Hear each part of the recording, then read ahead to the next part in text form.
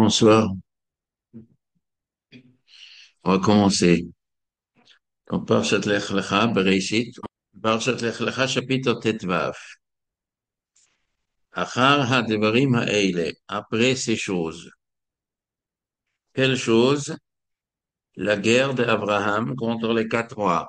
Il y avait la guerre des quatre rois contre les cinq rois, et Lot, il était tombé en captivité, et Abraham, il est parti, il a sauvé Lot, il a abattu les quatre rois, il a récupéré tout, et après le roi de Sodome, il est venu, il a sauvé le roi de Sodome aussi d'être qu'il était tombé dans la boue, et Abraham, il l'a sauvé, et après, il a rendu tout l'argent au roi de Sodome. Il voulait pas prendre rien du roi de Sodome, quoique le roi de Sodome, il dit, c'est moi qui ai rendu riche Abraham.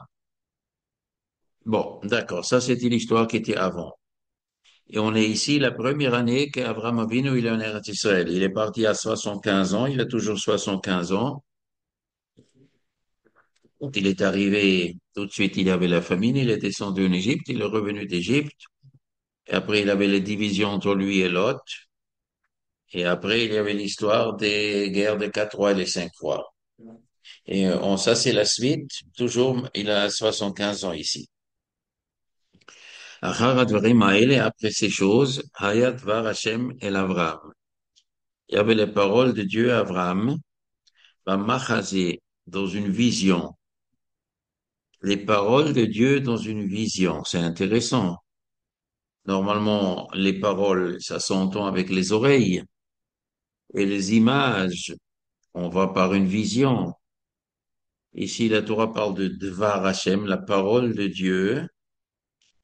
Machazé. Machazé, c'est une vision avec les yeux. Il a vu avec les yeux des paroles. C'est quoi? C'est comme un film qui est écrit. Aujourd'hui, on fait un film, on va avec les yeux, on voit les choses écrites.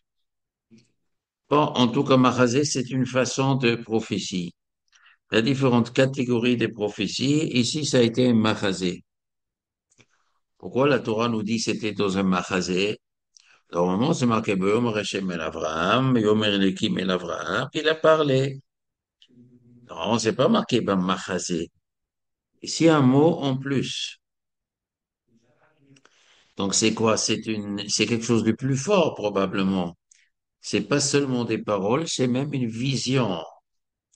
Une vision, ça donne d'autres sentiments. Une vision, on est beaucoup plus ému, mais déjà les paroles d'Hachem, entendre la parole d'Hachem, ça doit être une expérience extrêmement puissante.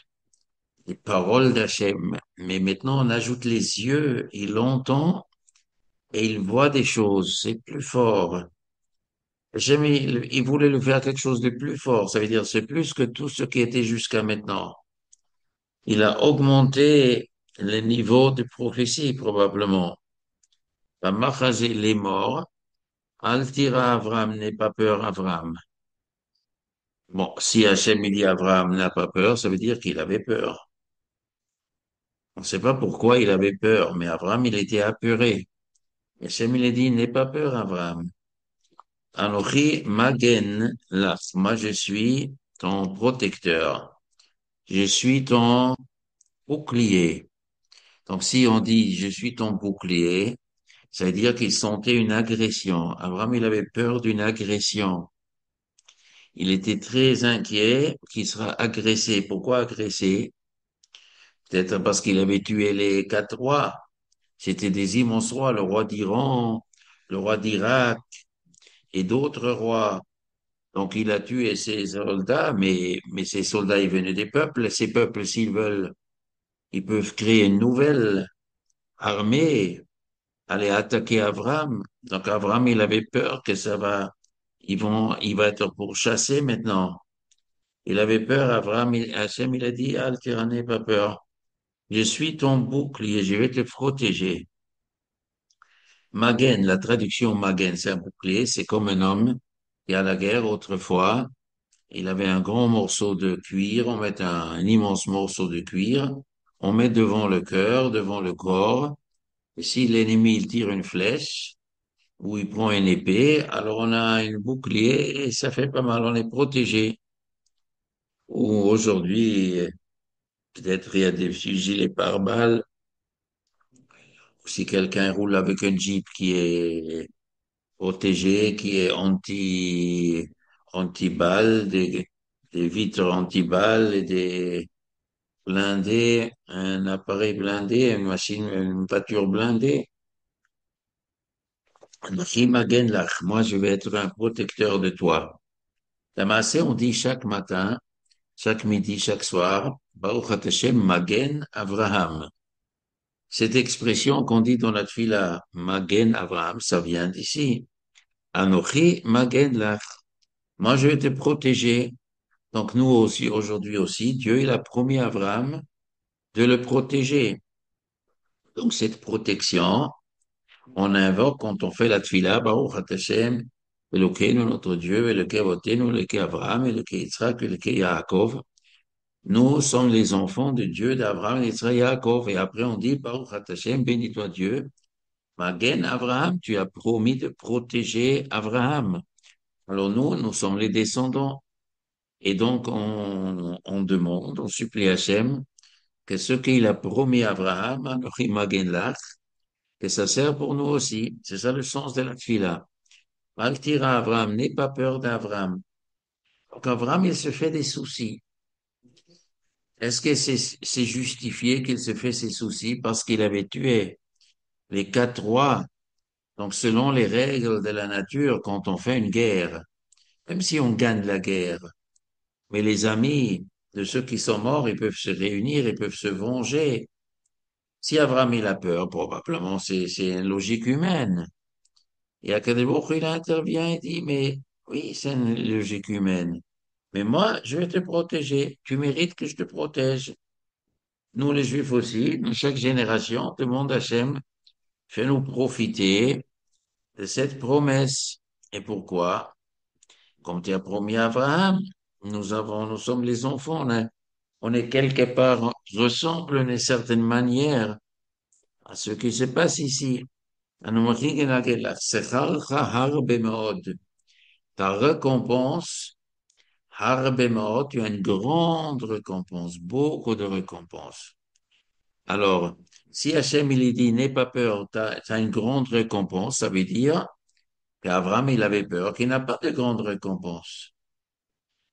Il n'a pas de récompense, pas de beaucoup de récompense, ou pas du tout, il avait peur. Et pourquoi c'est pile maintenant il a peur? Pourquoi jusqu'à maintenant il n'a jamais été inquiet? Parce que quand un homme il fait des mitzvot, il est récompensé. Pourquoi se faire des soucis? Tu fais une mitzvah, tu es récompensé. Ça, Abraham Avinu, il savait. Donc jusqu'à maintenant, il s'est jamais posé la question s'il a une récompense. Évidemment, j'ai. Ah, pourquoi maintenant il se pose la question? C'est parce qu'Hachem lui a fait des miracles. Il l'a sauvé en dehors de la nature, selon la nature. Abraham, il aurait dû se faire massacrer, mais il pensait qu'il doit se mettre en danger. Pour sauver l'autre, ça vaut la peine. Et peut-être maintenant il regrette un peu ou il a un doute. Est-ce que j'ai bien fait? Peut-être ça méritait pas l'autre que je le sauve, que je mette en danger. Faire la guerre contre 4 immenses rois sans être sûr qu'on va se tirer. Parce que je suis convaincu que ça c'est la volonté d'Hachem. Mais si c'est pas la volonté d'Hachem, si je me suis trompé et je fais une guerre pour rien, et donc, malgré qu'il a gagné la guerre, c'est vrai qu'il a gagné la guerre, mais peut-être gagner la guerre, c'est pas encore une preuve que j'ai bien agi. Peut-être j'ai mal agi, mais Dieu, il avait pitié de moi. Dans l'hypothèse où j'ai mal agi, Dieu, il avait pitié de moi, il m'a protégé. Mais peut-être ça va continuer une autre guerre. Et pour la récompense, j'ai fait beaucoup de mitzvot, mais peut-être j'ai déjà mangé la récompense. Parce que quand un homme il provoque un miracle, c'est pas bon. Un homme ne doit pas chercher miracle parce qu'on peut lui diminuer la récompense. L'homme il va sauter du 4e étage, il va dire Dieu va me protéger. C'est possible que oui. C'est possible qu'au moment où on saute, il y a quelqu'un qui va venir avec des 3 matelas. Il va passer en dessous. Et on tombe sur le matelas et on s'est tiré sans égratignure. C'est possible. La scène, des fois, il fait des choses comme ça. Seulement, la Gemara nous dit, un homme ne doit pas se mettre en danger de peur qu'on ne lui fait pas de miracle. Et si on lui a fait miracle, menakilo misruyotav, on lui diminue le sruyot. Hachem il va dire, t'as mangé, mettons, ton srout, ou une partie des srout. Donc, mieux vaut ceux qui veulent au lavaba, de pas se mettre en danger.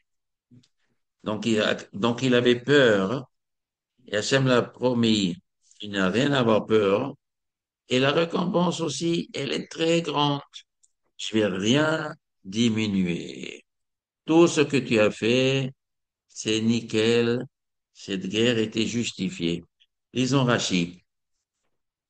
Lisons Rashi. Achar advarim haele. Kol makom shenemar achar samuch. Quand la Torah nous dit achar hadvarim, achar, c'est samuch, c'est tout de suite. Acharei, parfois il est marqué acharei hadvarim haele, mouflak. Dans ce cas-là, il y a un espace. Acharei, c'est beaucoup plus tard. Et achar, c'est immédiatement. Donc, si c'est immédiatement, donc c'est clair que chapitre 15, c'est la suite immédiate du chapitre 14. Breshit Rabbah, donc Rashi rapporte le Midrash. Achar advarim haele, après ces choses, c'est quoi? Achar shenas lo nes ze, sharak et malachim. Après que Dieu lui a fait ce miracle qu'il avait tué les rois, Vayadoeg, alors il avait un souci. Omer, il dit, Shema kibalti sechar al kol tzidkotai. Peut-être j'ai fait une bêtise de faire la guerre, je le fais. Dieu, il avait pitié de moi pour ma bêtise. Malgré que j'ai une bêtise, il avait pitié. Mais je dois donner tous mes tzidkot, toute la piété que je fais. Je dois payer avec ça, j'aurais pas Olam et c'est dommage. Il avait peur. Le kach amar lo hamakom, al tira Abraham, n'aie pas peur. Ani morgen le chaminon. Et si tu as peur d'être puni, je vais te protéger de punition. Shelo te'anesh, al kol otan nefashot sheharakta. Maintenant, Rashi fait rentrer encore un autre problème. D'abord, il dit, parce que Dieu lui a fait un miracle, mais à part ça, il avait tué beaucoup de gens. Peut-être je serai puni pour avoir tué tous ces gens. Pourquoi tuer les gens? C'est pas bien de tuer, mais dans la guerre, on peut pas faire autrement. Oui, mais peut-être j'étais pas obligé de faire la guerre parce qu'Abraham n'était pas accusé, il n'était pas en danger. C'est Lot qui était en danger. Et Lot peut-être n'était pas un grand sadique. Est-ce que Lot mérite que je tue tellement beaucoup de gens? Je sais pas, des centaines ou des milliers ou des dizaines de milliers. On ne sait pas combien de gens Abraham il a tué. Tous ces gens-là, il a tué. Est-ce que Lot mérite tout ça?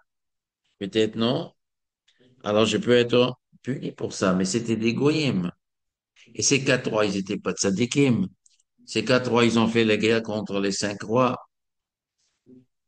Est-ce que Abraham Avinu, il a tué seulement des guerriers ou il a tué aussi des civils? Probablement, il a tué que les guerriers. Pourquoi il tuerait des civils? Et des fois, on tue des civils aussi dans la guerre. Des fois, il y en a des ennemis qui se cachent derrière civils. On tue les civils aussi. Alors on est puni pour ça, on n'est pas puni pour ça. Bah, si on est en danger de mort, on a le droit. Mais si on n'est pas, étant donné qu'Abraham n'était pas en danger, il avait un doute s'il avait le droit de faire la guerre. Alors pourquoi au début il n'avait pas de doutes et maintenant d'un coup il a des doutes? Peut-être au début il pensait que je pourrais les chasser sans tuer des gens. Je vais leur faire peur, ils vont se partir. Mais à la fin c'était pas comme ça, qu'ils sont pas partis comme ça. Il a recommencé la guerre, il essayait de chasser, ça marchait pas. Comme il était au milieu, il était obligé de le tuer. Maintenant, il a un doute si c'est juste. Peut-être je vais être puni. Alors Hachem, il a dit non, tu ne seras pas puni. Et si tu as peur que tu aies déjà reçu la récompense, c'est ta récompense, elle sera très grande. Très grande. Pourquoi il dit ta récompense? Pourquoi il n'a pas dit la récompense? Pourquoi il dit ta récompense? On dirait qu'il y a une récompense spéciale à Abraham. C'est une récompense, c'est la récompense d'Abraham. Noah aussi, il a reçu une récompense. Et Metouché, il a reçu un tzaddik. Il y avait d'autres tzaddikim. Chacun a reçu une récompense. Mais ta récompense est spéciale. Abraham Avinu, il avait dit, comment on dit la Mishnah dans Pirkei Avot? Shenatal Sechar Kulam, Asara Dorot. Il y avait 10 générations de Noirs jusqu'à Abraham. Le Kulam Hayu Machisin Uboim, Atsheba Avrinu et Natal Sechar Kulan. Toute la récompense qui était prédestinée aux 10 générations, pendant ces 10 générations, il y avait peut-être 1 million de gens. Et si ces 1 million de gens, ils avaient été tzadikim, il aurait donné à tous ces millions de Sachar chacun. Et comme les autres, ils n'étaient pas tzadikim qu'Abraham, il a reçu Sechar Kulam, leur Gan Eden qui était réservé à tous les autres qui étaient à côté de la plaque. Eh bien, mon cher Abraham Avinu, il a reçu cette récompense. Ça, c'est pshat. Sechar Harbe, beaucoup plus que de ce qui était destiné pour toi. Harbe, meod, beaucoup plus tu vas recevoir. Alors, donc, Abraham Avinu, maintenant, il doit être joyeux. On va lire verset bête. Omer Abraham, il dit, Hashem Elohim, ma titenli, Dieu, ma titenli, qu'est-ce que tu veux me donner? Qu'est-ce que tu veux me donner une récompense? Vanochi holech ariri, et mes mains j'avance. Holech, je marche, c'est-à-dire je marche vers la tombe, je me vieillis. Ariri sans enfant, je marche sans arrêt, donc qu'est-ce que tu veux me donner? Dans l'autre monde? Alors, quoi, je vais avoir que dans l'autre monde? Mais moi, je veux ici quelque chose dans ce monde. Je veux laisser un enfant. Ou ben Meshek Beiti, ou ben le fils, Meshek Beiti, ceux qui gèrent ma maison, ou Damesek Eliezer, ceux qui gèrent la maison, c'est Monsieur Eliezer Damesek. Qu'est-ce que c'est Damesek? C'est une ville. C'est la capitale de la Syrie. Eliezer venait de Damesek, il venait de la Syrie. C'est un Syrien. Et alors, qu'est-ce qu'il veut, Abraham? C'est lui qui gère ma maison. J'ai pas d'enfant. Et pourquoi lui gérait la maison? Abraham gérait pas seul la maison. Pourquoi il a donné à quelqu'un d'autre de gérer les maisons? Méchec. Celui qui gère tout. Pourquoi Abraham, il a nommé quelqu'un qui gère sa maison? Il peut pas gérer lui-même. Il a besoin de quelqu'un pour lui aider. Pourquoi? Parce que pour que se consacrer, Abraham il devait parler avec des gens. Il devait parler avec Hachem, il devait parler avec des gens. Il n'avait pas le temps de gérer toutes ses affaires. Il était riche, il y avait des animaux. Il fallait gérer tout l'argent pour pouvoir donner, pour faire tzedaka, pour inviter les gens. Il fallait quelqu'un qui gère. Il a dit donc celui qui gère. Et donc celui qui gère,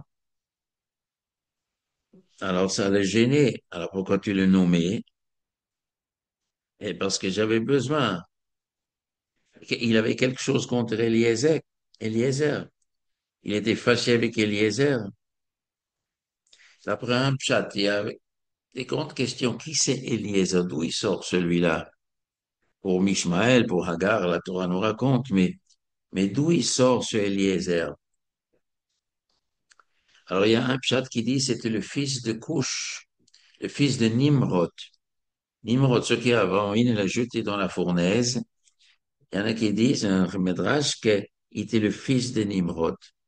Mais Nimrod, c'était le plus grand antisémite du monde. Et son fils a tourné la veste. Il a vu ce que s'est passé entre Abraham et Nimrod et son père. Il s'est mis sur la côté d'Abraham. La chidouche lui dit, Monsieur le rabbin, vous avez gagné contre mon père.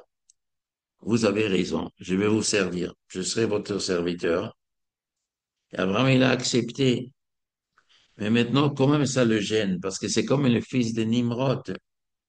Donc, le mouvement que moi j'ai mis au monde, je n'étais pas sûr qu'Eliezer est capable de le développer correctement. Oui, mais qu'est-ce que ça change s'il vient de Damas ou d'une autre ville? Ça change quoi? De quelle ville il vient? Pourquoi il parle d'Amesek? Parce qu'Abraham Avinu était d'Amesek. On va voir Rashi. Parce que dit Rashi Olech Hariri, Hariri c'est dire sans enfant. J'ai dit tout de suite la prochaine Rashi. Ben Meshek Beti, qui est Targumo, comme le Targum. Targum, c'est Targum Yonatan, Targum Onkelos. Shekol Beti Nizon Alpiv. Toute ma maison est gérée sur ses ordres. Comment la Pichaïchak? Trop chez lui, c'est lui qui gère la maison. Bilo Hayali Ben, si j'avais eu un enfant, Hayabni Memoune Al-Sheli, j'aurais nommé mon fils. Et mon fils, il comprend beaucoup mieux ce que moi je veux. Mon fils, si j'avais eu un fils, je l'aurais éduqué, il aurait pu mieux comprendre bien ce que je veux. Et après, quand je quitte ce monde-là, mon fils, il va continuer mon travail. Mais Eliezer, c'est pas mon fils. Je crains qu'il va pas bien gérer. Rachid Amesek. Le fils à Targum, selon le Targum, Midamesek a été de la ville d'Amesek. Mais bon, d'après ce pshat, on comprend pas très bien. Pourquoi c'est important à savoir d'où il vient? Il y a une raison pourquoi. Pour le film Midrash Agadam, il y a Midrash, Sheradaf HaMelachim Adamesek. Ça, c'est marqué un peu plus tôt, dans le chapitre Yudalet. Vous avez le chapitre Yudalet, verset, verset Yudalet. Chapitre Yudalet, verset Yudalet. On revient en arrière. Vaishma Avram. Avram, il a entendu qu'Inishbachim, que son frère était en captivité, l'autre. Vayarek et Chanichav, il est lui tôt. Veshmona Asar Shlosh Meot, Vayar de Badan. Donc, il a poursuivi les 4 rois jusqu'à Dan. Dan, c'est au nord d'Eretz Israël, en Liban. Vayechalek Elemana. Il a divisé lui et ses serviteurs Vadav. Vayakem, il a frappé les 4 rois. Vayerdefem, il les a poursuivis à Trouva, jusqu'au village Trouva. Asher Misemol le Damasek, qui est à gauche de Damasek. Donc, il était proche de Damasek. Alors, c'est possible que quoi? Quand il était proche de Damasek, mais il n'est pas rentré à Damasek. Et donc, à Damasek, il y avait ce monsieur Eliezer. Peut-être c'est pas le fils de Nimrod, après ce pshat. C'est quand il était proche de Damasek. Donc, il y a un monsieur qui est sorti. Il a vu qui c'est Abraham. Donc, il est parti chez Abraham. Donc, le film Midrash Haggadah, Sheradav Amlachim Ademasek. Donc, c'est possible que pourquoi la Torah nous dit, il s'appelle Eliezer Damasek, parce qu'il y avait des immenses miracles. Il a vu les miracles, comment Abraham Avinu il a gagné d'une manière phénoménale les 4 rois. C'est pour ça il s'est converti. Ou le Talmud, Darshu Notrikun. Et le Talmud dans la Gemara Yuma, on fait Notrikun, c'est une abréviation. Le mot Damasek, c'est une abréviation. Dolé ou mashko, mais Torah trabo l'acherim. Dolé, il puise. Ou mashk, il donne à boire. Mais Torah trabo, de la Torah de son maître, l'acherim aux autres. C'est-à-dire, la Torah est comparée à de l'eau. Un homme, il a soif, il boit de l'eau. L'âme de l'homme, il a soif, elle a besoin d'apprendre la Torah. La Torah, c'est l'eau que l'homme, il peut vivre. Alors donc, il faut puiser cette eau. Ça veut dire puiser. Et il écoutait bien, bien les cours. Il a enregistré les cours d'Abraham. Dolé, il a puisé de l'eau d'Abraham, de la Torah d'Abraham, au mashké. Il donnait à boire aux autres. Et pourquoi c'est pas Abraham, il enseigne aux autres? Abraham aussi, mais il a aidé. Abraham pouvait parler quoi? Il a parlé des discours devant 100 personnes. Et s'il y en a 1000, qu'Eliezer il donnait, peut-être il mettait un micro, parlait peut-être plus fort, il expliquait aux gens mieux. Abraham il a fait un discours devant 100 personnes. Et après, il y avait après, il est parti chez l'autre 100 et un troisième 100. Et les premiers d'être, ils avaient des questions. Et Eliezer, il est venu. Il leur a expliqué mieux ce qu'Abraham, il a dit. Donc, il a aidé. Donc, c'était un homme qui a aidé à populariser la Torah, la Imuna qu'Abraham, il a fait. Donc, c'est une bonne chose. Alors, pourquoi maintenant il pleure? Ceux qui gèrent ma maison, c'est Eliezer qui puise ma Torah et donne aux autres. Alors, c'est une bonne chose. Alors, pourquoi il pleure? Malgré qu'il puise ma Torah, mais quand même, quand même, ça me gêne que c'est pas mon fils. Lisons le prochain verset. Pasukim, le voyons, Abraham, il a dit, Hen, n'est-ce pas, lis à moi, Lonata Tazar, tu m'as pas donné d'enfant. Vine ben Beti, alors un homme qui est dans ma maison, donc c'est Eliezer, Yoreshoti, celui qui va hériter. Alors, j'ai pas d'héritier. Je crois qu'il y a un Pélé ici. Hachem, il avait promis déjà. Regardons dans Parshat Lech Lecha. Vous avez Parshat Lech Lecha. Quand il est revenu d'Égypte, il s'est séparé de Lot. Après, il s'est séparé de Lot. Regardez chapitre Yud Gimel, verset Yudalet. Chapitre 13, verset 14. Vachem Amar el Abraham. Hachem, il a dit à Abraham, Acharei hipared Lot mimo, après que Lot s'est séparé de lui. Sana enecha, lève maintenant tes yeux, maintenant que Lot n'est plus là, le rachat n'est plus là, lève maintenant tes yeux, Orei minamakom, regarde l'endroit, Sherat Hashem, de là où tu te trouves, Safon, regarde vers le nord, Vanegva vers le sud, Vakeidma vers l'est, Vayama vers l'ouest. Et kol haaretz asher ata roeh, toute la terre que tu vois, lecha et nena, toi je la donne, ou les aracha, et à ta descendance, ad olam à jamais. Donc Hachem, il dit à Abraham, au début, il a dit, les terres que je donne à toi, au début de l'Echlecha, et maintenant que l'autre il est parti, il dit à toi et à ta descendance. Donc, si Hachem il dit, je donnerai à Israël à ta descendance, donc il aura une descendance. Et le verset, prochain verset, Tetzain, Vesam Tietzaracha Kafar Haaretz, et ta descendance sera nombreuse comme Afar Haaretz, comme la poussière de la terre. Hachem Yuchal Ish Limnot et Afar Haaretz, si un homme il peut compter le nombre de la terre, Gamazaracha Yimane. Donc, il lui a promis des enfants, il lui a promis même beaucoup d'enfants. Et maintenant, qu'est-ce qu'il dit? Tu m'as pas donné des eras. Tu m'as pas donné des eras. Je ne vois pas que ta promesse est mitkayem. Alors, il est triste. Mais Hachem lui a promis. Qu'est-ce qu'il pense? Donc, il a pensé que peut-être il a raté. Peut-être j'ai fait des avérotes. Mais Hachem avant, il dit, n'aie pas peur. Oui, n'aie pas peur pour toi. Personne ne peut te tuer. Je vais te protéger. Et tu auras une grande récompense dans l'autre monde aussi. Et peut-être tu n'as pas assez de mérite pour avoir des enfants.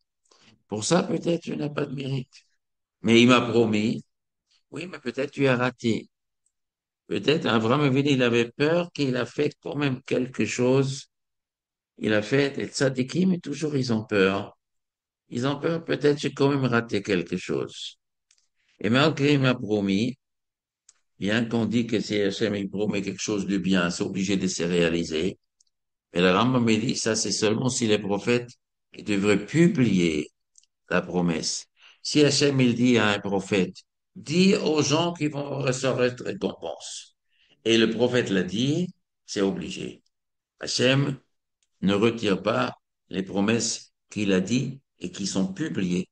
Mais tant que le prophète n'a pas reçu d'ordre de publier, mais a dit au prophète, ça peut arriver qu'Hachem il retire ce qu'il a dit au prophète.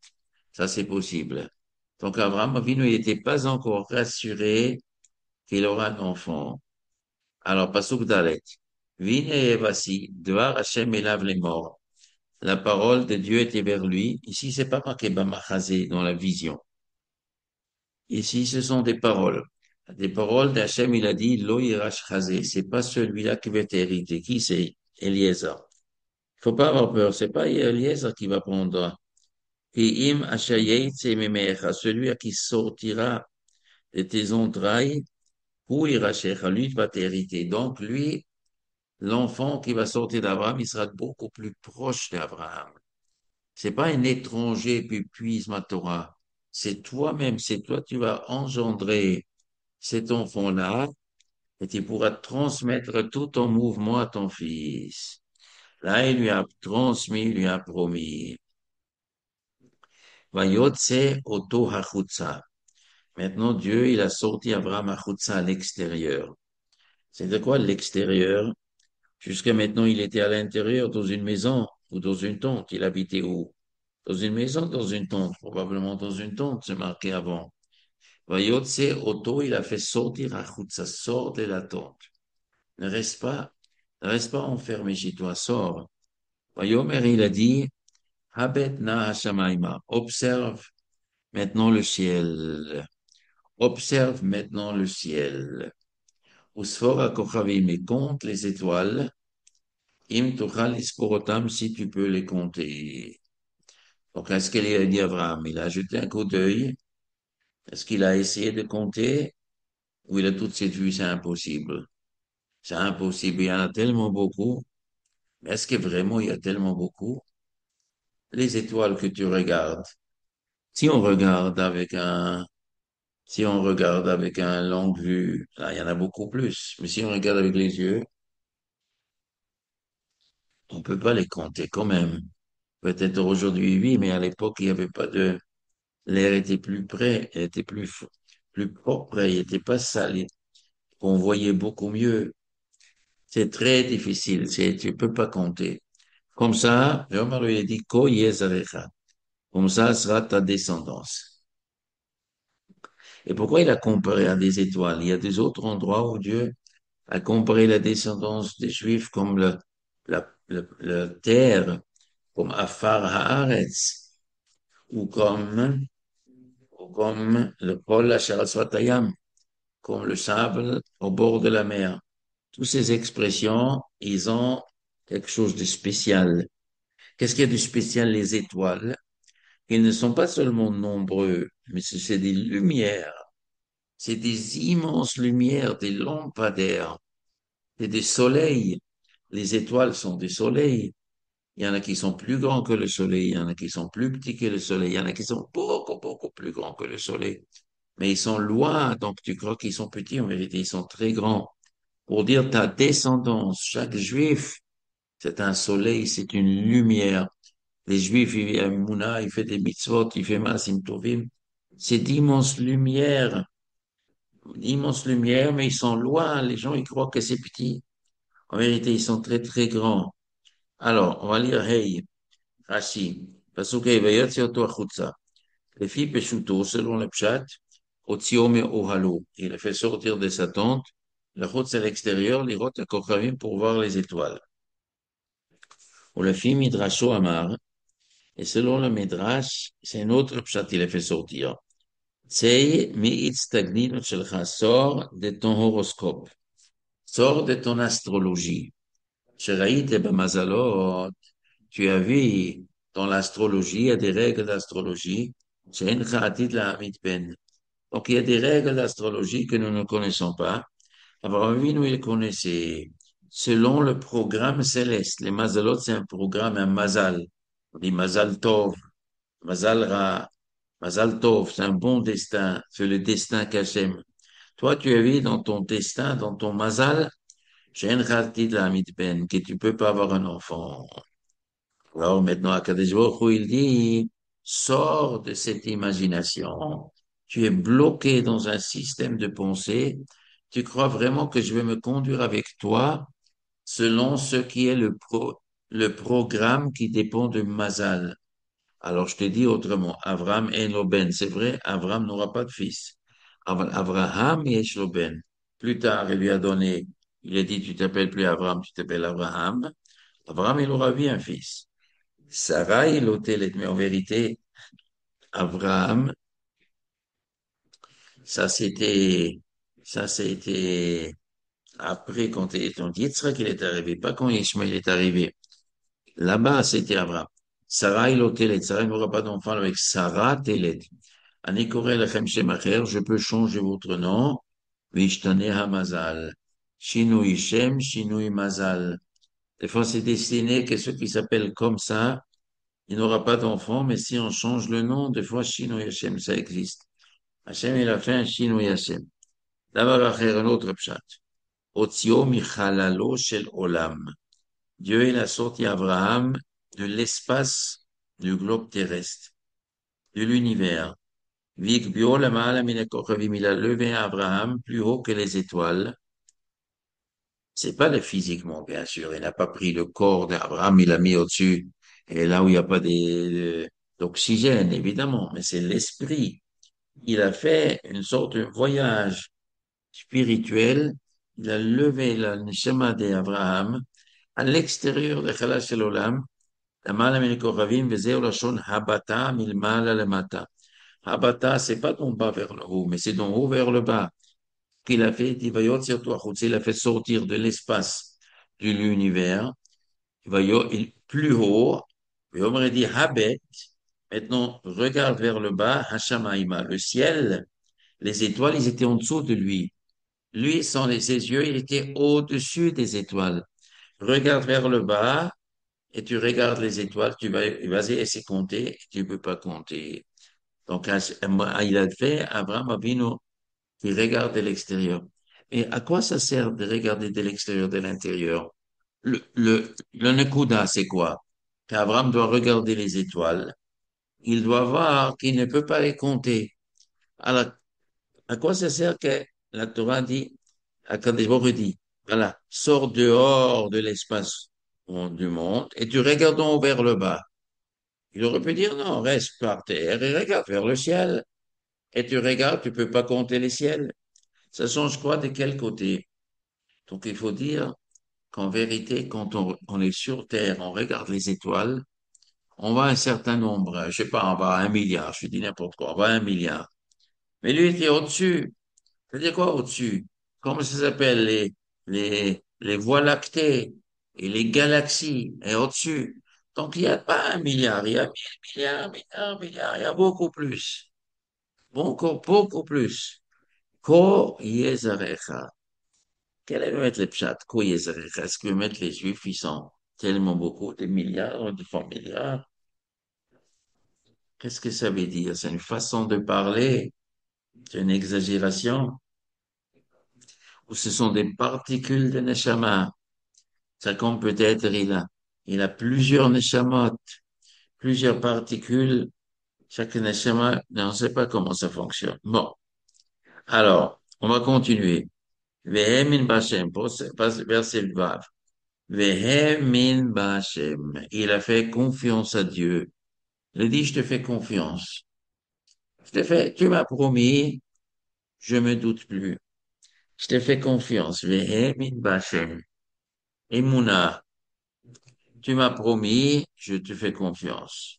S'il n'aurait pas fait confiance, qu'est-ce que c'est arrivé? Il aurait vécu avec le doute. Il aurait vécu avec, il n'est pas sûr. Mais il a dit, Dieu, il m'a promis, je crois, va lo tzedaka. Et Dieu lui a considéré cette émounat tzedaka comme une bonne chose. Tu vas te récompenser pour ça. Tzedaka, ça veut dire, tu as fait une bonne chose de me croire. Comme si tu m'aurais fait tzedaka. Et qu'est-ce qu'Abraham Avinu, il aurait pu faire? Pas faire confiance. Et qu'est-ce qu'il gagne de pas faire confiance? De douter. Donc, de son intérêt de croire. Ah, pourquoi il est récompensé? Ça veut dire, c'est pas une question, qu'est-ce qu'il aurait gagné? Mais en vérité, c'est pas facile à faire confiance. Il a 75 ans, il a vécu avec Sarah depuis 60 ans, il n'a pas eu d'enfant. Il a un doute, est-ce que vraiment j'ai assez de mérites? Peut-être j'ai pas assez de mérites. Mais Akadosh Baruch Hu, il va quand même me donner. Est-ce qu'il aura pitié de moi? Est-ce que vraiment Hachem, il aura tellement pitié? Je lui fais confiance. Ça veut dire, il a fait un calcul. C'est pas seulement il a fait confiance parce que ça l'arrange de faire confiance. Il a, il a saisi qu'Hachem, il est gentil. Il a saisi qu'Hachem, il est droit. Et, et il avait confiance que même si peut-être il avait fauté, il va quand même me donner. Je lui fais confiance. Je sens qu'il est tellement gentil. Même si je fais une erreur, je lui fais confiance qu'il va me donner un enfant. Donc ça, c'est une mitzvah. D'abord, un autre pshat. Non, ça, c'est pas encore. Le prochain. Voyons Elav, Pasuk Zayin, voyons Elav. Maintenant, Hachem parle à Abraham. Il lui dit, Ani Hachem, c'est moi Dieu, Sherotzeti Cham Ur Kasdim, que je te sortis de Ur Kasdim, la tête, la chayta haaretz azot, pour te donner ces terres, le rishta pour hériter. Qu'est-ce que ça veut dire? Dieu, il lui dit, tu sais, je te fais sortir d'Ur Kasdim, mais je le sais très bien. Ur Kasdim, c'est la ville où il est né. Ur Kasdim, c'est le four dans lequel Nimrod le jetait. Et je sais très bien que je suis sorti. Quelle est la chidouche qu'Hachem lui dit? Non, en vérité, jusqu'à maintenant, Hachem lui a pas dit que j'étais sorti. Abraham, il aurait pu penser qu'il avait de la chance. Il avait de la chance. Est-ce que c'est sûr que c'était Hachem? On va regarder la fin de Noir. Qu'est-ce qu'il est marqué à la fin de Noir? Alors, alors on va voir. Oui. Chapitre Yehuda Aleph. Pasuk Kafret. Vayamot Aaron al pnei terech aviv. Eretz molot v'ur kozdim. Haran, il est mort dans le four. Abraham n'est pas mort dans le four. Est-ce qu'Abraham, il savait que c'est vraiment Hachem qui a fait? Est-ce qu'il savait que c'est Hachem vraiment qui a fait? Ou peut-être il avait un peu de chance. Et maintenant Hachem il dit, tu sais que c'était moi qui t'ai sorti. Ou non.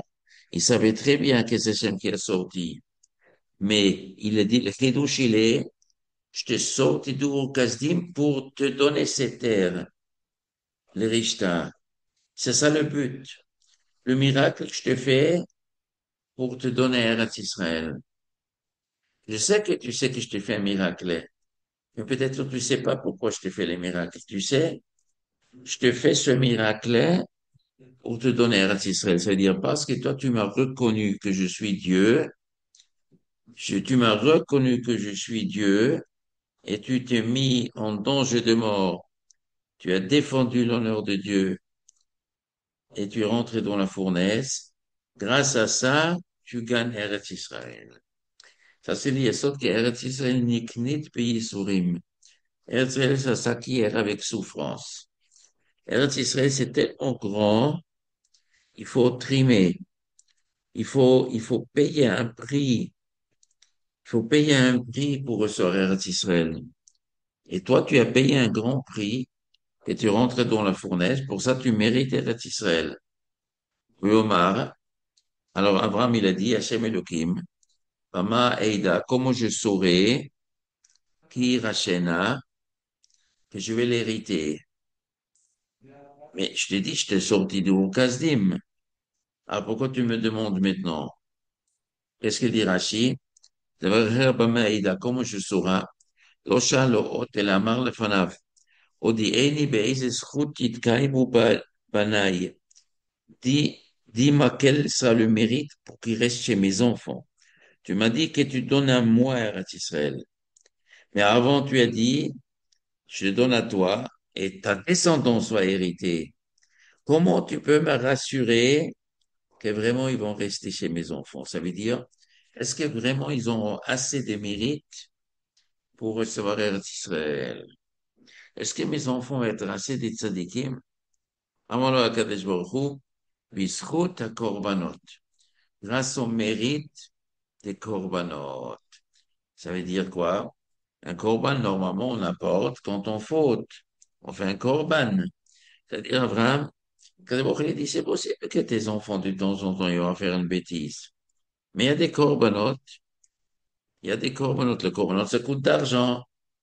Et on fait un sacrifice pour Hachem, comme on se sacrifie soi-même.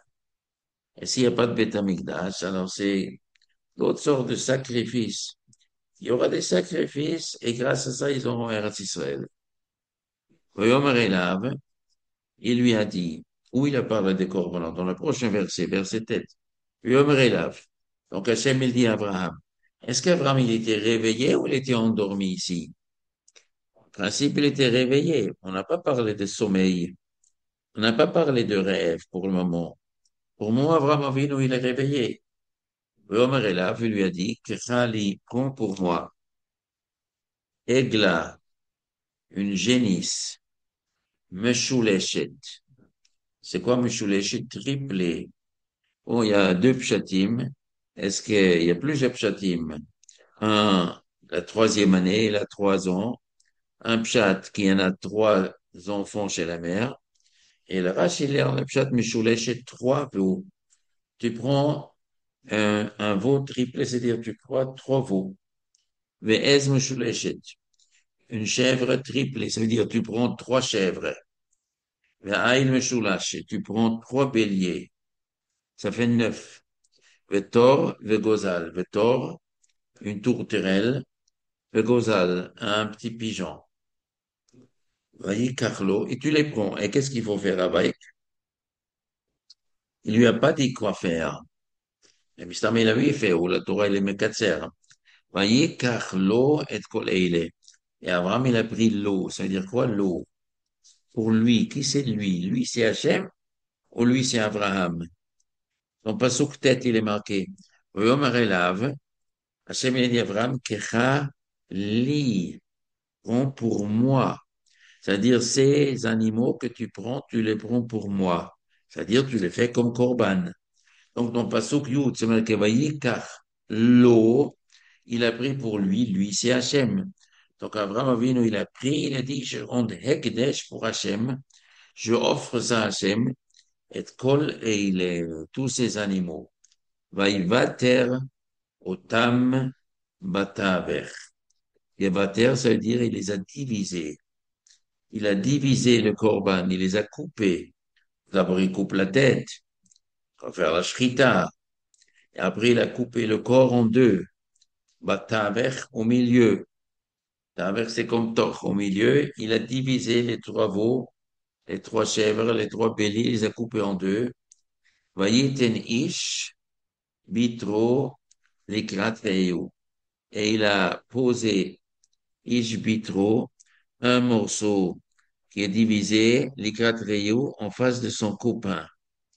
C'est très intéressant. Il donne le mot ish, re'ehu, à des morceaux de viande morts. Tu as ici un veau qui est mort, le corps d'un veau qui est mort. Tu mets un ici, un ici. Tu aurais dû dire, le verset leur dit dire un morceau en face d'un autre morceau. Mais le passage, il dit ish, un homme bitro, ligrat re'ehu, en face de son prochain. Ish ve'ehu. Ishverehu, comme si ces deux morceaux sont vivants. En vérité, le secret de Corban, c'est que comme si la neshama de l'homme est dedans. Il faut mettre une neshama dedans. C'est pas quelque chose de technique. C'est pas technique. C'est, c'est sa vie. Il y a le neshama qui est dedans. Un ici, un ici. Ish vitatreyu, vetatzipor, et l'oiseau, l'obatari n'est pas coupé en deux. Alors, lisons Rashi. Qu'est-ce que ça représente, tous ces animaux? Eglam, Shoulechet, un veau triplé, Gimel Agalim, trois veaux. Ça fait allusion à quoi? Remes, il y a beaucoup de chatim dans Chazal. Rashi choisit un pshat. Et Gimel Agalim, Ramaz le Gimel Parim. C'est une allusion pour trois taureaux. Parce que le génis, c'est le fils de la vache. C'est le fils du taureau. Ça fait allusion au taureau. Le Gimel Parim, où il y a trois taureaux, par Yom Kippourim, le Kohen Gadol fait le taureau du Yom Kippour, par Helam Davar Shel Tzibour, le taureau, si le Tzibour, le Sanhedrin s'est trompé, Ve'eg la Haroufa, et la génisse, quand on trouve un assassin. Donc, c'est trois taureaux. Ve'ez Meshuleshet, trois chèvres, Remez, c'est une allusion, les Saïr, le bouc. Ez, c'est une chèvre. Le bouc, c'est le mari. La chèvre, Hanasé Bifnim, qu'on fait à l'intérieur, c'est Hanasé Bifnim. Où c'est Bifnim? Dans le Kodesh Kodashim. Vesir Moussafim Shel Moed, Moussaf, du Yom Moed. Vesaïr Khatat Yachid. Donc, c'est trois chèvres. Va'il Meshulash, il y a trois béliers. Hacham Vadaï, Hacham Taloui, et Kipsa Shel Khatat. Mais il manque ici les moutons, c'est intéressant. Le Korban Tamid, ce sont des moutons, il n'y a pas de moutons ici. Il y a des génisses, c'est des taureaux, il y a les chèvres, il y a le bélier. Mais le Korban Tamid de mouton n'existe pas ici. Comment ça se fait? Comment ça se fait qu'il n'y a pas de moutons ici? Donc ici, il s'agit pour acquérir Eretz Israël, le mérite d'Eretz Israël. Et le Korban Tamid ne figure pas. Il faut comprendre pourquoi. Alors, le Tor Gozal, Tor ou Ben Yona, d'accord. Prochain Rashi. Vaïvaterotam, il les a coupés en deux. Chilek kol echad lishnei chalakim. Il a divisé chaque animal en deux. Ven hamikra yotze midi pshuto. C'est quoi le pshat divisé en deux? Et puis chez Koret Imobrit, parce que Shem il voulait faire une alliance, l'Ishmor Avtachato, pour renforcer la promesse, l'Orige le Banav et Haaretz qui va donner à ses enfants Eretz Israël. Pour être sûr qu'il va recevoir Eretz Israël, alors il fait une brite, une promesse très forte, comme un serment. Hachem voulait un serment. כדכתיב ביום ההוא כרת השם את אברהם ברית לאמור. ודרך כורתי ברית, כרת הברית, כרת c'est dire couper un brite. ודרך כורתי ברית, לחלק בהמה. On partage un animal, ולעבור בין בתריה, on passe entre les deux morceaux. Quand שנאמר להלן, c'est marqué plus tard, העוברים בין בתרי העגל. Alors, qu'est-ce que c'est la philosophie? Quand on fait une promesse, on jure. Alors, quelle est la logique? Quelle est la logique de couper en deux quand on fait une promesse? Le pshat, il est comme ça, c'est marqué quand on se marie, Nisuin. Aussi, c'est Brit Nisuin. On fait une alliance de Nisuin. L'homme avec sa femme, ils font une alliance. Et l'alliance, elle s'appelle Brit. Une alliance, un Brit. Mais Brit, c'est-à-dire on coupe en deux. Mais coupe en deux, c'est s'éloigner de l'autre. Un Brit, c'est d'attacher un à l'autre. Mais le pshat, il est que quand Hachem il a créé Adam Arishon, Zachar Nekeva, Abraham, il a créé un être, Zachar Nekeva. Après, il a divisé en deux. Et maintenant, Adam et Chava, tu te maries. Donc, on ne se marie pas avec une autre personne, on se marie avec sa deuxième moitié. C'est ça la philosophie. Un vrai brit, un vrai attachement, ce sont pas deux entités qui se collent. C'était une entité qui était divisée en deux et maintenant elle se recolle. Et ça colle beaucoup mieux. Quand tu as deux demi et tu les colles, ça tient vraiment. Mais deux êtres, si jamais c'est vraiment, ça colle pas vraiment. Donc ici, le pshat, il est à Kadesh Baruch Hu, avec Abraham Avinu, je fais un brit avec toi. C'est comme pour dire Ish, likrat re'ehu. Ish re'ehu, c'est une allusion à Kadesh Baruch Hu et le peuple juif. Ish Hashem Ish Milchama, et re'ehu, re'ehu, c'est le peuple juif. Nous sommes un, et je coupe en deux, et je vous fais confiance, je fais un brit que je tiens ma parole. Donc ça, c'est un brit qui est très fort. Donc, Rashi, la covette à tzipor lo basar. Je continue Rashi. L'oiseau, il n'a pas coupé en deux. Pourquoi? Les fiches à Umot, nimshulu le parim, ve'elim ou sirim. Les deux peuples sont comparés des taureaux, des béliers et des boucs. Chez c'est marqué dans le pasuk, dans Tehillim, sebabuni parim rabim. Beaucoup de taureaux m'entourent. Omer, c'est marqué, Haïla Sheraïta, le bouc que tu as vu, Baal Karnaim, qui a des cornes, Malché, Madaï ou Paras, ce sont les rois de Madaï ou Paras. Les rois perses sont comparés à un bélier avec des cornes qui veut cogner. Omer, on dit, Hatzafir, Hassaïr, Melech Yavan. Dans le passage, c'est marqué, le bouc, c'est fait allusion à quoi? Melech Yavan, le roi de Grec. Israël, Nimshul, Lebnei Yona. Les Juifs sont comparés à un pigeon.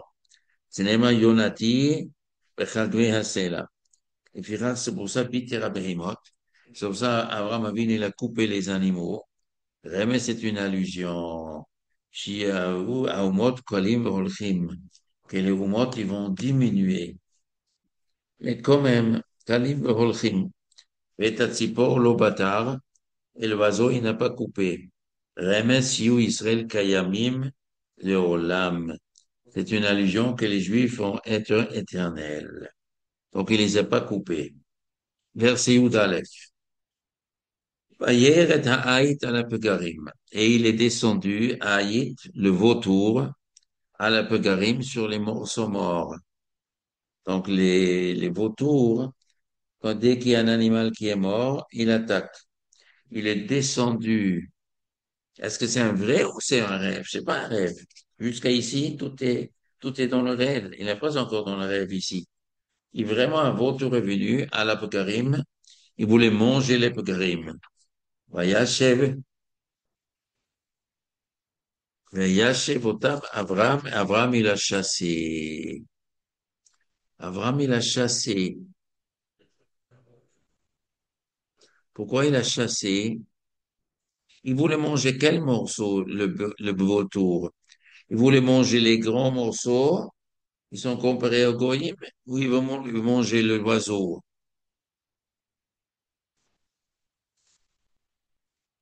Peut-être qu'il voulait manger l'oiseau, peut-être qu'il voulait manger les goyim. Qu'est-ce qu'il dit Rashi?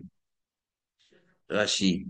Yudalef, ha'ayit hu of, c'est un oiseau, Hashem shu'at veshoef el hanevelot.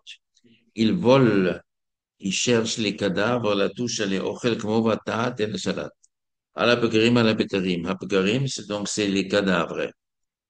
Alors, Rachid dit, qu'est-ce qu'il dit Rachid? Vayashev otam Avram, le prochain Rachid, Vayashev, il a chassé la shon Shiva v'afracha. Comment Yashev Rucho?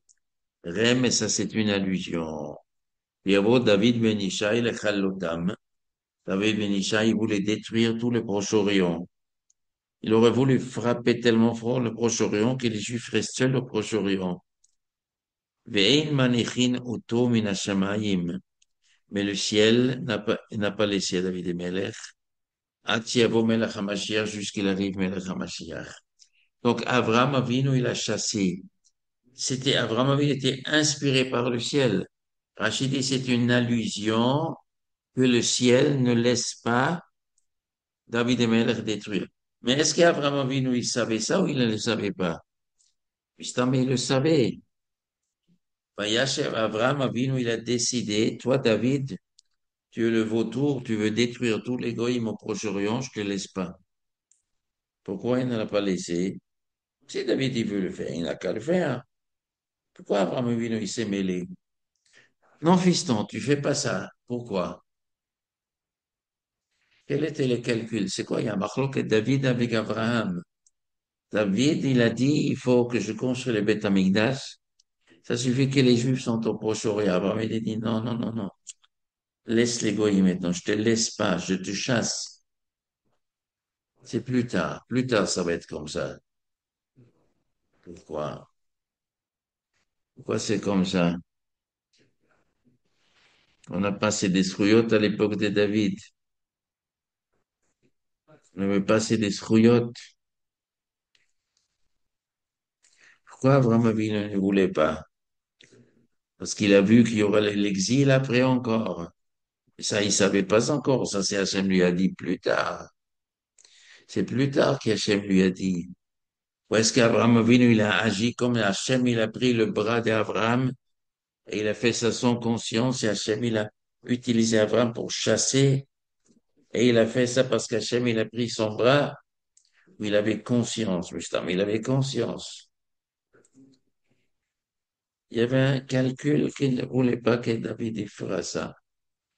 Il considérait que les goïms, ils ont besoin peut-être, il y a des tzadikim chez les goïms. Il y avait des convertis encore à l'époque. Depuis Deméla jusqu'à aujourd'hui, il s'est passé beaucoup de choses. Peut-être il y a eu beaucoup de tzadikim chez eux encore. Faut pas les empêcher. Qui rentrent encore dans le peuple juif peut-être. Pasuk Yudbet. Vayi Hashemesh lavo. Et maintenant le soleil est allé se coucher. Ah, maintenant le soleil se couche. Jusque maintenant tout était le jour, plein jour. Les corbanotes il a fait plein jour. Maintenant Hashemesh lavo. Maintenant le soleil va se coucher. Et Tardema, un sommeil profond. Tardema, c'est pas un simple Shina. Le sommeil normal, c'est Shina. Vaishan.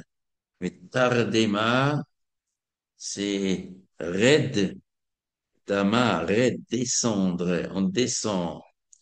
Dame, on descend. Dama, c'est comme du moment silence. Descendre profondément dans un silence total. C'est-à-dire que l'esprit il est complètement, complètement coupé de ce monde. Quand un homme il dort, il entend. Si quelqu'un est à côté d'un homme qui dort et il parle, L'autre, il entend quelque chose.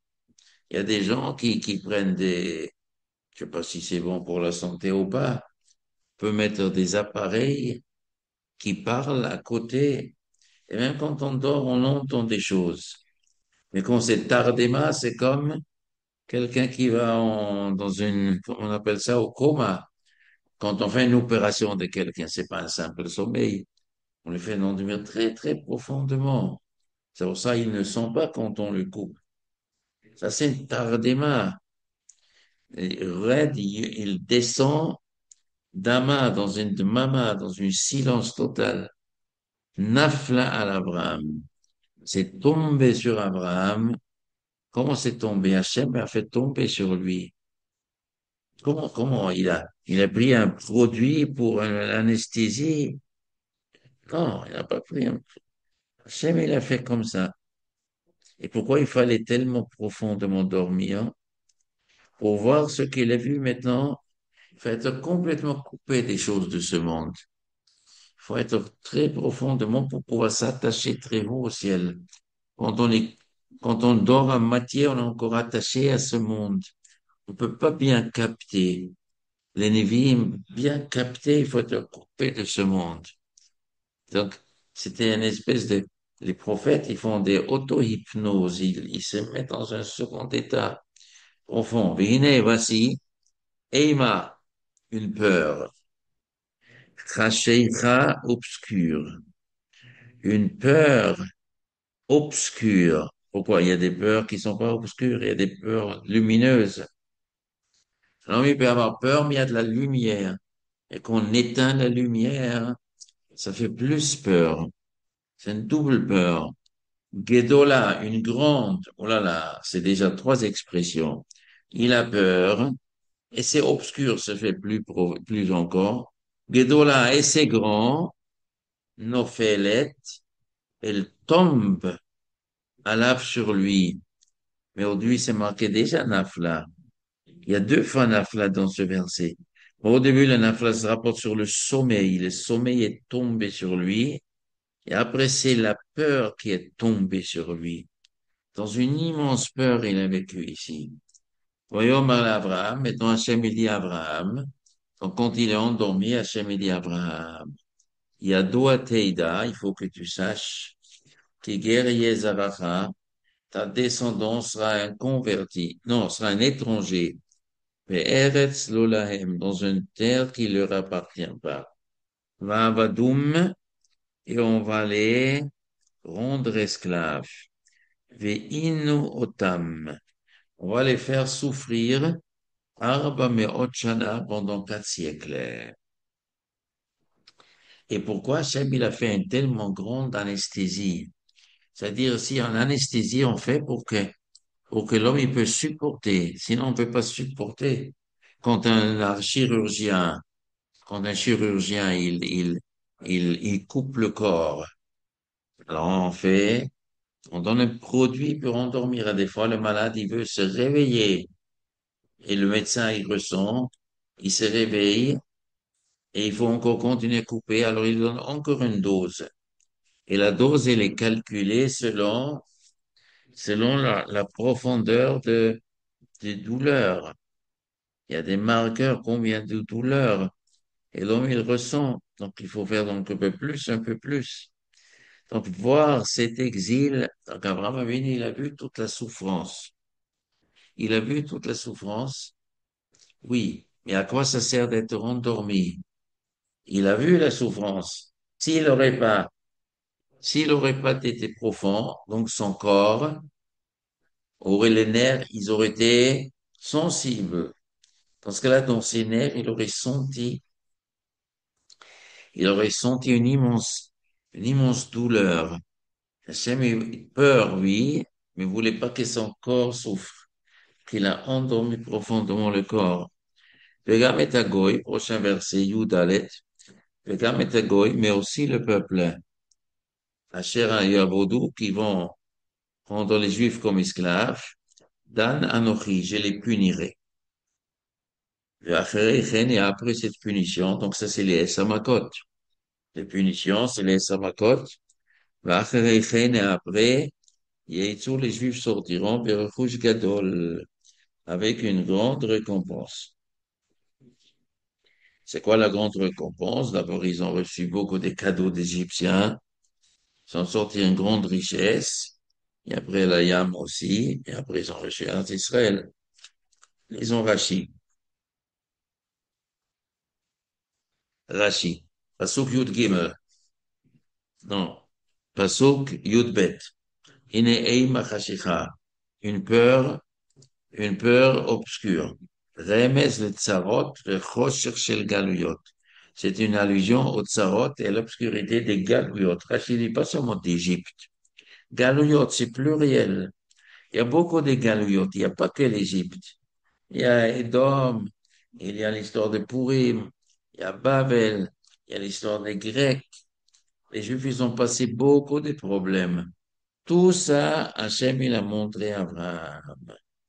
Rashi, Tigeri Yazaracha, Mishenol Yitzhak, donc on dit 400 ans. Alors Rashi dit, comme on compte les 400 ans, Mishenol Yitzhak, Achiatsu Israël Mitzrayim, Arbe Shana. Depuis la naissance de Yitzhak, jusqu'à les Juifs sont sortis d'Égypte, ça dure 400 ans. Pourquoi? Keitzat, comment? Yitzhak ben Shishim Shana, qui sont le Yaakov. Yitzhak, il avait 60 ans quand Yaakov il est né, c'est marqué dans Chumash. Yaakov, Kshirat de Mitzrayim, quand Yaakov il est descendu en Égypte, j'ai 130 ans. Comme ça, il dit à Paro. Arei Kouf Tzadik, ça fait 190. Depuis la naissance de Yitzhak jusqu'à Yaakov il est descendu, c'était 190 ans.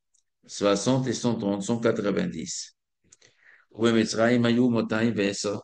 Et en Égypte, ils étaient 210 ans. Keminyan Redou Shama. Alors, donc, 190 et 210. Aretav Shana, ça fait 400. Vim Thomas, peut-être c'est pas comme ça. Peut-être c'est autrement, Mitzrayim, Yorawen, Shana. Peut-être les Juifs, ils étaient en Égypte 400 ans, pas depuis la naissance de Yitzhak. Peut-être les 400 ans commencent pas 190 ans après. Peut-être ils commencent à la sortie d'Égypte, à la descente d'Égypte. Parce qu'il dit, c'est pas possible. Avec Kahat, Mérodri Mitzrayim Maya Kahat, il est descendu en Égypte avec Yaakov. Je marque un chumash. C'est Bechazov Shontav Shel Kahat. Combien d'années il a vécu Kahat? 137 ans. Et chez Amram, Amram, il avait, ou Lev, il a vécu 137. Kahat, il a vécu 133. Et Amram, il a vécu 137. ושמונים של משה, שהיה כשיצא למצרים. אין אתה מוצא אלא 350. Si tu ajoutes, si tu dis 130, 130 ans, 137 ans, 133 ans, et les 80 ans de qui? De 80 ans de Moshe, tu arrives à 350. Alors, c'est pas 400. ואתה צריך להוציא מעין הכל שני משחקי קהת החלית את עמרם. Et Kat, il n'est pas forcément mort quand Amram il est né. Ils peuvent se chevaucher les années. Donc, c'est impossible, d'après tous les calculs, on arrive maximum 350. Donc, c'est obligé de dire que c'est pas depuis qu'ils sont descendus. Donc, d'après Rachi, il faut dire donc, il faut mettre un virgule. Il faut mettre couper ce passage. J'ai dit encore une fois, verset Yud Gimel. Ve'omer Avram, yado ate de sache. Que guerre yezacha beretz lo lahem. Virgule. Ta descendance sera une descendance en terre qui lui a paru. Virgule. Va avoir d'envie nos tables, et on va les faire souffrir. Virgule. Arba meot shana. Arba meot shana se rapporte sur Yeger Zerah Beretz lo lahem. Et ça, ta descendance va habiter dans une terre qui leur appartient, c'est-à-dire depuis descendance de Yitzhak, quand Yitzhak qui va naître, il sera dans un pays étranger. Pourquoi étranger? Ils habitaient en Eretz Israël, mais ils ont habité en Eretz Israël comme des étrangers. Rashi Beretz Solem, Ronemar Beretz Israël n'est pas marqué qu'ils vont habiter en Eretz Égypte 400 ans. Et la Beretz Solem dans une terre qui leur appartient pas. Mishnah dit Yitzhak va Yagor. Abraham, c'est marqué va Yagor. Il était un guerre. Oui, Yitzhak Gour Baaretz Ezot, il est aussi un étranger. Yaakov Gar Beretz Ram. La Gour Baaretz Banu. Toujours, ils ont vécu comme des étrangers. Ils se sont jamais imposés comme des chefs. Donc, c'est considéré, depuis la naissance d'Yitzhak, qu'on était des guerres. Les Arba Beot Shana, c'est à 400 ans. Il y aura une époque d'abord de Midou, mais la Arbot Shana, ça se rapporte sur Ger Ba'aretz. Vegam et Agoy, lisons Rashi, Pasuk Yudalet. Vegam et Agoy, Eshayabo de tous ces peuples qui vont vous utiliser comme esclaves, Dieu va les punir. Rashi Vegam, Gam aussi, ça inclut quelque chose. Vegam le Rabot, Arba Malchuyot. Ça inclut les quatre royaumes. Shafem, Kalim, Al-Shishib de Israël. Eux aussi vont payer. Kalim, ça ne veut pas dire entièrement disparaître. C'est pas entièrement. C'est comme si il vient le plus printemps là. Mais ils vont être sur la claque. Shafem, Kalim, Al-Shishib et Israël. Parce qu'ils ont fait du mal au peuple juif. Alors, le gars met à Dan, on a pris prochain Rachidan, je vais les punir, ben, ça ma cote.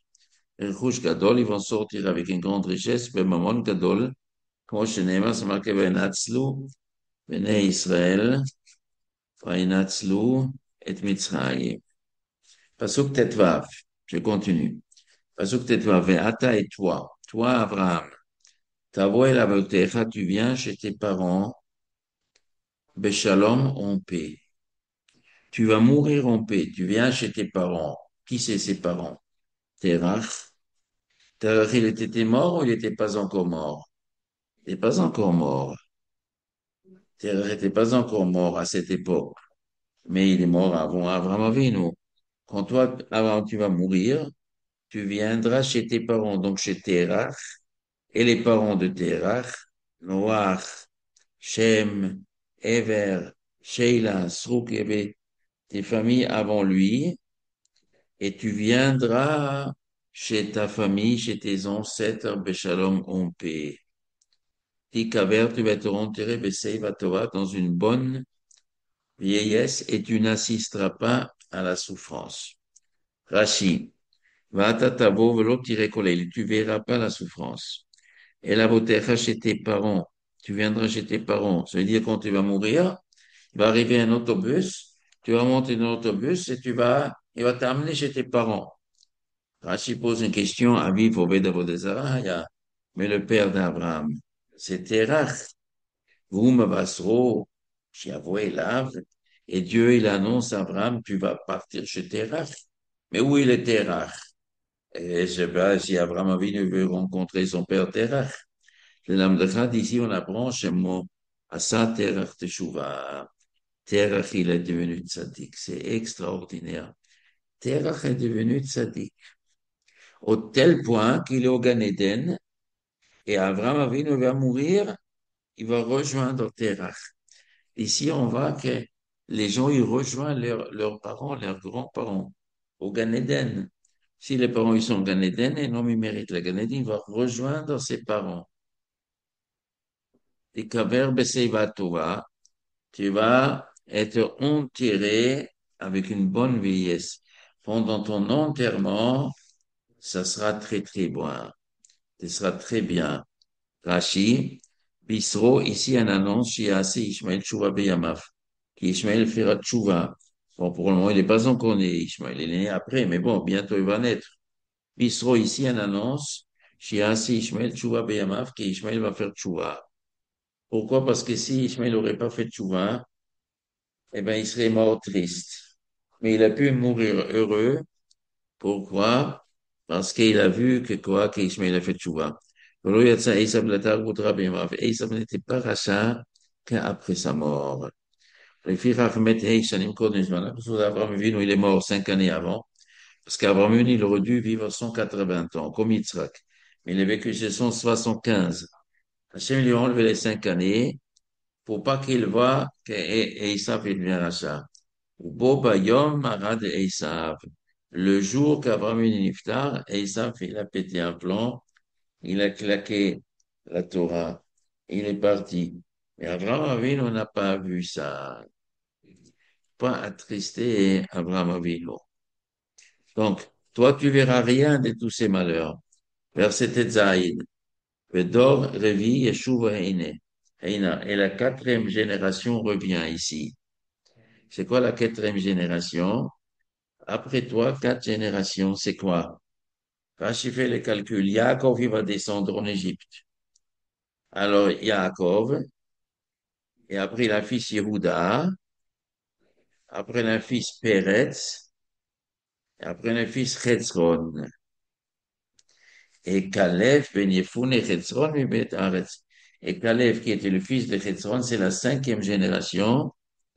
Alors, cinquième ou quatrième. Après toi viendra Yaakov, Peretz, Chetzron, et Caleb ben Chetzron. Et Caleb ben Chetzron. Ah, parce que Yehuda, il est descendu. Non, Peretz aussi, il est descendu. Pourquoi on commence à compter Yehuda? Yaakov, il est descendu. Yaakov, Yehuda, Peretz, Chetzron. Et Caleb ben Chetzron, il est revenu en Eretz. Alors, c'est le cinquième. Pourquoi le passage qui dit quatrième? Donc, il faut enlever Yaakov. Il faut partir de Yehuda. Yehuda, il est descendu. À partir de Yehuda, Peretz, Chetzron, et Caleb. La quatrième génération va revenir en Eretz Israël. Il revient Joéna. Il Shalem Avon Ha'amori Adheina. Car il n'est pas complète le péché de Hémori jusqu'à un moment. Ça veut dire, pour que Yeshua ben Nun et Caleb ben Yefune peuvent conquérir Eretz Israël, il fallait que les péchés de Hémori qui habitait Eretz Canaan soient pleins. Quand la coupe est pleine, Hachem intervient. Mais jusqu'à 4 générations, il n'y a pas assez d'Averot. Donc, c'est pas justifié de chasser les 7 peuples. Donc, on va attendre que le couple il est plein et après, vous pouvez les chasser. Voyez Hashemesh. Alors, Pasuk Yudzaïn. Voyez Hashemesh Ba'a. Et maintenant, le soleil vraiment se coucher. Donc, jusqu'à maintenant, c'était le soleil était en train de se coucher. Ben Hashmashot. Jusqu'à maintenant, toutes ces prophéties étaient dites pendant Ben Hashmashot. Et Abraham Avinu était déjà dans l'obscurité. Mais il y avait le Ben Hashmashot dans la rue. Voyez Hashemesh Ba'a. Et maintenant, le soleil s'est vraiment couché. Et Abraham Avinu, il est toujours en sommeil. Va alata haya. Et maintenant, il y avait une obscurité, pas dans la tête d'Abraham, autour. Vine tanour. Et maintenant, il y a un four qui est venu, un four, Hachan, qui chauffe, Hachan, où il y a de la fumée, un four avec de la fumée, lapide esh, et une flamme lapide, une torche, une flamme, Asher qui est passée Bein Hagzerim Ha'ele. Donc ça, c'était pas dans le rêve, ça c'était dans le vrai. Alors, comment ce Tanour il est venu? Ça naît ce Tanour, ça c'est Hachem. Hachem, il a créé un four avec de la fumée, avec du feu. Ils sont passés entre l'Hagzerim et Ha'ele. Et ça fait, maintenant, le serment, il est fait. Ça, c'est le serment. Hachem, il est venu. Rashi, mi Hachem Eshba'a, vahi ha'imari ki misakehem. Hachem Ishba Shaka, il a s'est couché. Valata Haya Chashach Hayom. Maintenant, c'était l'obscurité. Et pourquoi c'est passé l'obscurité? Comme ça, on voit le feu mieux. Et dire le feu, le four, avec la flamme, une flamme d'une torche, on voit mieux la nuit. Qui a vu cette flamme? Il y avait des gens autour. Il y avait des gens autour. Ils ont compris quelque chose. Qui était autour? Non. Avoir une fête tout seul. Qui a assisté à cet événement? Personne. Ou Sarah, Eliezer, ils ont rien compris. Est-ce qu'Abraham Avinu leur a expliqué? Hachem a dit de faire la shrita. Peut-être il leur a dit, peut-être il leur a rien dit. En tout cas, quand il était en profondeur endormi, il était endormi. Est-ce qu'Abraham Avinu, il a vu le feu? Il a lu dans le Chumash après. Enfin, une fois qu'il s'est réveillé, il a vu dans le Chumash, c'était marqué qu'il y a du feu qui est passé. Ou il a vu dans son sommeil, peut-être il a vu. À quoi ça sert si personne ne le voit? Les Juifs, c'était au Har Sinaï. Ils ont vu le feu, ils ont vu les flammes. Ça a impressionné les Juifs.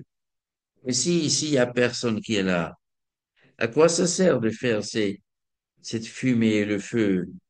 pour les anges, pour Dieu, pour que ce sera écrit dans la Torah.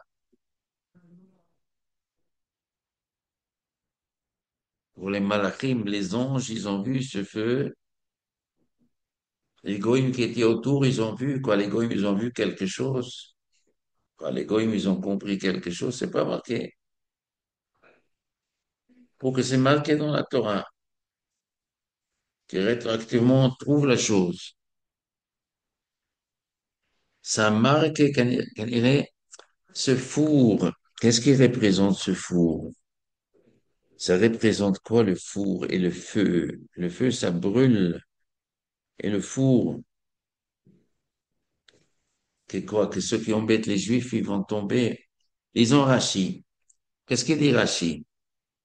Vehine tanour, un four, Hachan, qui fume, velapid esh, reamazlo. Hachem, il a fait une allusion à Abraham, que yiplu hamalchiot begehinom. Ouh là là, ce four, c'est l'enfer. Le four qui fume et la torche de feu, c'est l'enfer. Et les malchiotes, ceux qui font du mal aux Juifs, ils vont tomber. Ramaz le Rachidi, tu as fait une allusion. Donc, Abraham, il a vu. Donc, s'il n'a pas vu, c'est pas un remède. Donc, Abraham Avinu, malgré qu'il est endormi, il a vu cette flamme. Ah, pourquoi il était endormi? Alors, on peut le réveiller.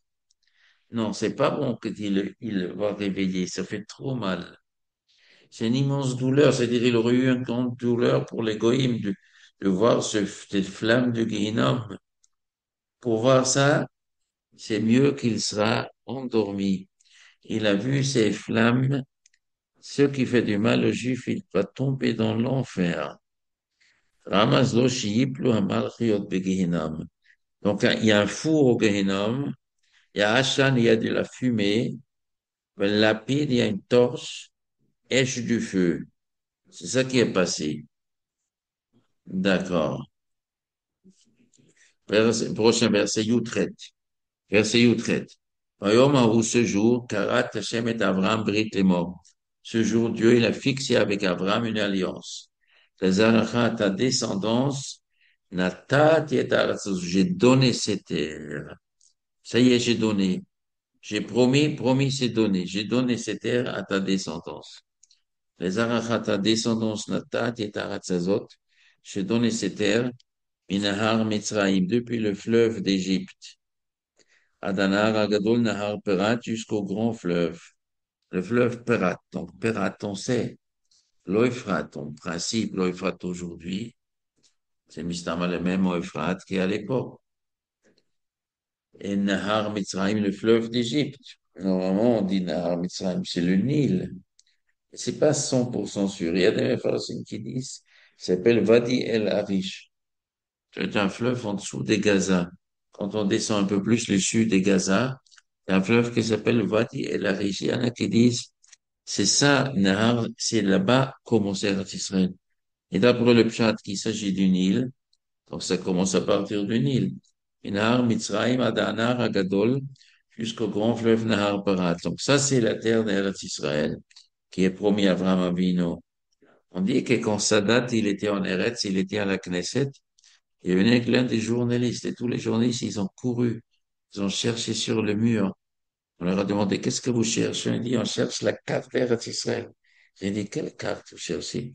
La carte où c'est dessiné qu'Eretz Israël, c'est depuis le Nil jusqu'à l'Euphrate. Ils ont dit non, on n'a pas des cartes comme ça. Ils ont dit non. Oui, oui, il y a cette carte dans la Knesset. Ils croyaient vraiment que les Juifs, qui ont fait la Knesset, ils ont déjà cru que c'est ça, Mitzrayim, Anar Gadol. Mais comme Mashiach vient, ce sera comme ça, effectivement. Ils le savent. Ils connaissent ce verset. Et ça, c'était promis, comme Mashiach vient, ce sera comme ça. Eux, ils veulent empêcher que Mashiach il vient, ils veulent empêcher qu'Hachem donne. Ils croient qu'ils peuvent empêcher le bon Dieu. Alors, et Keini, Pasuk Yutet. Keini, c'est le territoire d'un peuple qu'on appelle Keini. C'est pas Yitro. Yitro, il n'était pas encore là à cette époque. Keini, un peuple Keini, Vetaknizi, peuple Knizi, Veta Kadmoni, ça fait trois. Veta Chiti, ça fait quatre. Veta Perizi, cinq. Veta Rephaïm, ça fait six. Veta Emouri, sept. Veta Kenani, Veta Girgashi, Veta Ibusi. Ce sont les dix. Qu'est-ce qu'il dit Rashi Veta Rephaïm? Rephaïm, c'est les géants. Eretz Og, c'est le pays de Og, Melech Bashan, Shnema, Eretz Rephaïm. Pourquoi? Parce qu'en vérité, les Juifs, ils ont hérité Ever Yarden, qui appartenait à Og Melech Bashan. Bon, Shabbat Tov et Shabbat Shalom.